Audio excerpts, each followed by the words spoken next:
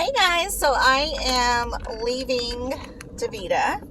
I mean, for my appointment, not like I'm leaving. It went pretty smooth. Beth wasn't there today though, so I hope she's okay. And although everything was fine, I always feel like I felt weird without having her there. I don't know. Maybe she's my dialysis, like, baby blanket, where you feel safe with somebody. But per usual, everything was fine. Dr.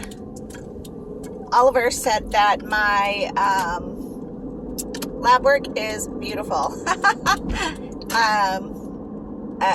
To quote him, I am textbook perfection. Well, yeah. I watch every freaking thing I eat and drink, so I would hope so. I did end up getting an EPO shot, and again, the EPO helps my bone marrow tell my body to produce more red blood cells, which is just basically always the case with kidney disease because we're always super anemic. I do have to move my plants because apparently the apartment complex is putting in new railings for my patio and then my entryway. So I have a lot of plants that I don't know. But the problem is that a majority of them are very heavy, so I need to get somebody to move them and then of course somebody to move them back, which is not really a big deal, but it just takes some planning. And then it's kind of like annoying when they send you notices to your door that's like, well, they should be to your house by such and such a day. And I'm like, could you just tell me when they're going to be there? Because it's not a simple situation on my part, plus the fact that I have a lot of plants. One of the things that said on the notice was like, you can't leave your apartment while we're working.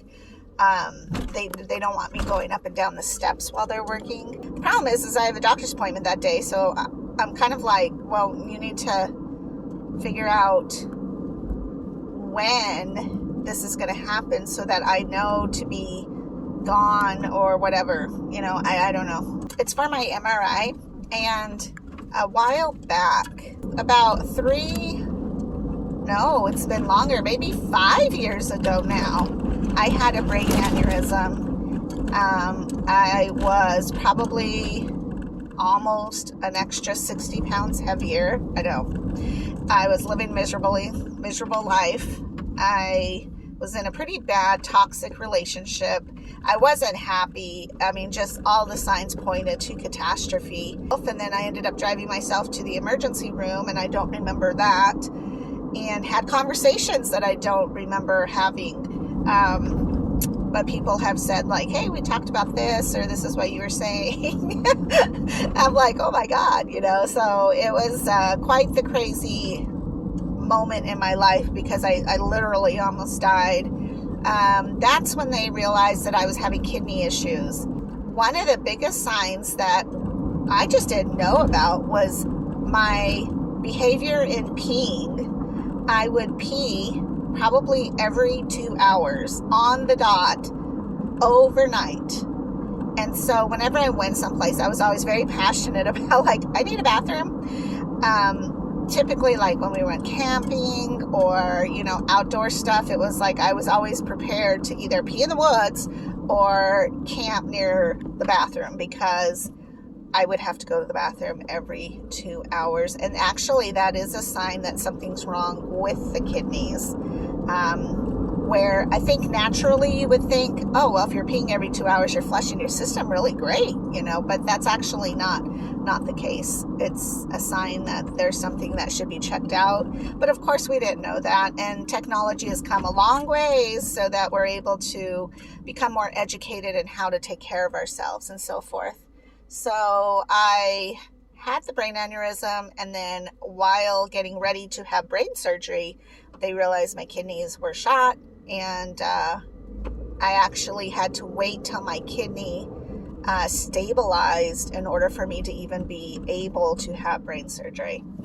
And the coolest part was they didn't like break my brain open, which is pretty great, like my skull. They actually went through my right leg, hip area, and hit that main artery, and then bypassed my heart. Like, it's this whole thing. And I'm like, that's just amazing to me that they're even able to do that. So I believe I was in the hospital for a good month, maybe 2, and then at home another month. It was quite an ordeal getting through that, because your body doesn't know what to do with the extra fluid in your brain, like the blood. So it takes a while for it to figure that out. You have a migraine, you're acceptable to stroking out. It's just this whole thing. And then that's when I realized my lifestyle had to change. I broke up and moved, and Ben and I downsized and had dogs, and it was just a great do-over, and literally took my life in my hands, because I had to figure out nobody can save your life but you. And that's what I had to figure out. And so that's when all the, extra processed foods and the going out to eat and trying to eat healthy started happening, because my focus was my brain aneurysm. Then I really didn't pay much attention to the kidney part, although I should have in hindsight, of course, which is 2020.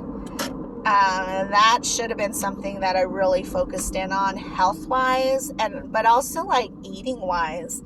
What I thought I was eating was actually poisoning my body, because in kidney disease, before dialysis, you have to get a handle on your potassium levels, and I was eating it all down. So, we have to have potassium. As a human being, you have to have potassium, just like you have to have salt. You can't function without a lot of things. But I was overeating the potassium and over exhausting my kidney. So I think that was another factor as to why my kidney went down so fast. And then COVID hit, and that's when I decided, I lost my job, it shut down. And I thought, there's nothing else to do, but might as well go to the doctors. And that's when I went to the kidney specialist here in Tucson. And Dr. Walshall was amazing. And he was like, yes, you have an issue. Yes, we're going to start the path eventually. You're going to go on dialysis, but let's see if we can't just keep you healthy and doing life the way it is.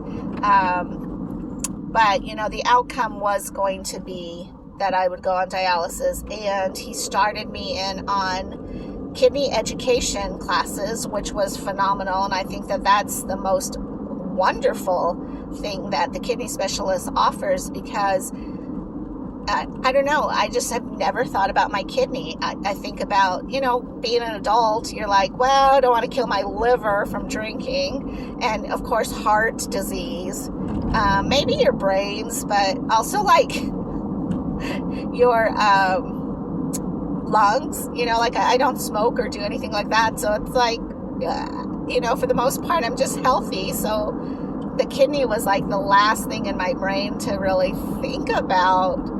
But that was really great, because they also talk to you about the different styles of dialysis.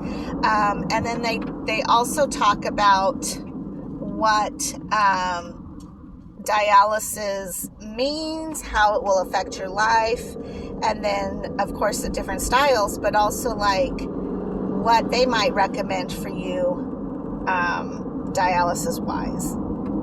Just knowing and kind of getting to know your personality. And, to do PD dialysis is not easy. In the beginning, especially, it's very routine. You need to be organized. So if that is not your personality, you might struggle a little bit. It's not impossible. And if you have a partner who's organized, then that helps. But again, we're responsible for our own lives and our own dialysis. So don't depend on everybody else. but that was wonderful in so many ways that they had those classes for me. One thing I would want to have more of, though, is the food, because at that point, low potassium should have been stressed. I feel like, because I believe at that point I was still eating quite a bit of potassium, kale, spinach, lots of bananas, things like that. And then I had to really start cutting back on things.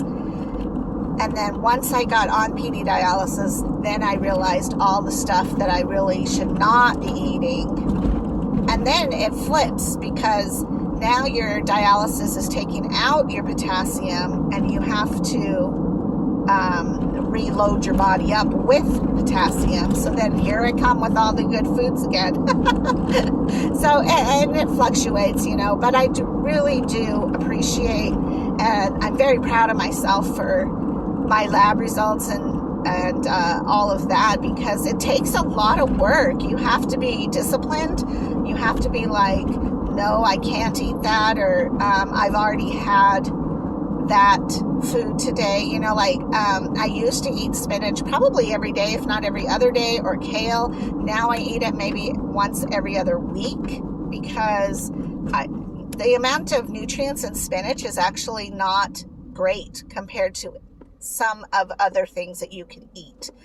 So that's a whole nother thing. And I'm not saying that spinach is evil, or kale, but it's definitely misconstrued to its health benefits. And I'm also up to my meat intake, my red meat especially. So, and I know that has made a big factor into why my body is doing so well. So that was my visit today, and I'm so happy that my hard work is paying off, and that somebody notices it, because again, it's like I work, and I don't do this, and I don't do that, and I try not to do this, and I try not to do that, and I limit this, and I limit that, and then nobody can notice it until you go to your doctors and you get the lab work, and then when he's like, oh yeah, you're perfection, it's like, yes, all that hard work, all those no's meant something. So I'm going to let you go. You have a great day. Thanks for talking and hanging out with me. And again, drink your water and make good food choices. I'll talk to you guys later. And I have a huge announcement to make coming up pretty soon. Who's honking? Honking makes me so mad. All right. I'll talk to you guys later. Have a good one. Bye.